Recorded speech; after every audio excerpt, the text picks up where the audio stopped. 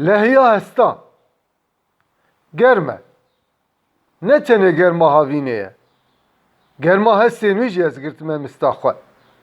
Rûyê wî bi peyvê re tê guhertin, tîn û germa dil û hestên wî di rûyê wî de xuyanî dibe.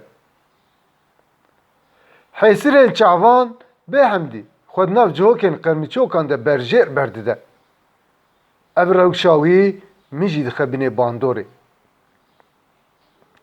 Xemgîniyê ku wek ewrên bîska din li ser sînga ezmên xwe dabêtin hembêza hev, bi min digre û min hemêz dike. Pê re ez jî dikeribim.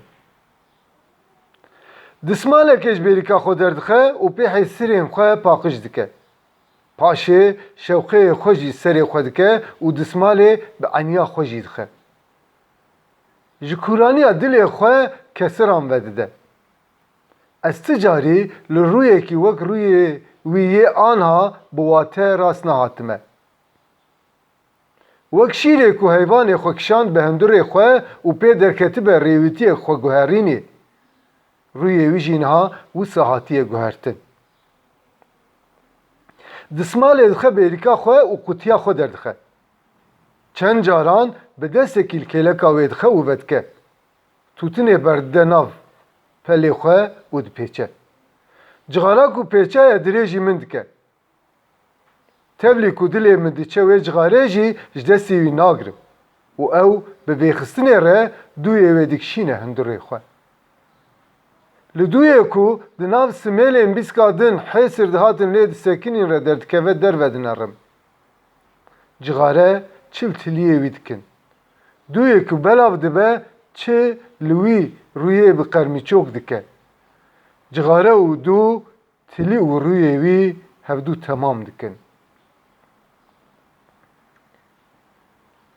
Gava ku hatibû hinda min kelogirî bûbû û gotibû. Ji vê sibehê ve ji bo kûçikekî digirim. û dîsa kela girî lê rabû. Carek din hilme kûr ji cixareyê kişandibû hundirê xwe.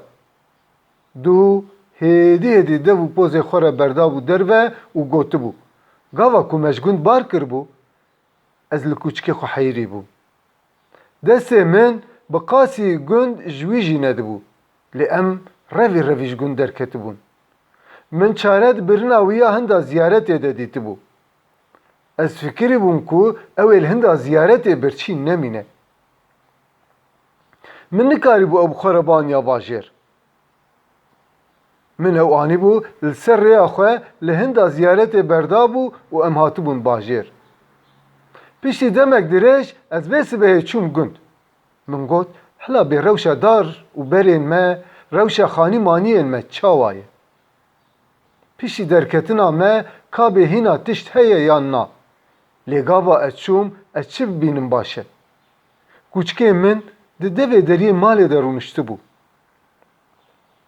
Gundê ku min ew terikandibû, mala ku min ew bêxwedî hiştibû, ji hêla kûçikê ku min ew biribû li ber ziyaretekê bêxwedî berdabû dihat parastin. Li vira dîsa kela dilê wî radibe. Ji girî nema zimanî wî digere. Dîsa keserek kûr dikişîne. Bi destê xwe heysirên xwe paqij dike û dibêje. Te dît li cem peyvek heye. Dibêjin wek kûçikê ku çav li xwediyê xwe keve. Ew jî gava çav li min ket. Guhên wî mîç bûn. Çend caran ser heve hewtiya û ber bi min ve reviya hat. Xwe di nav çîpê min re kir.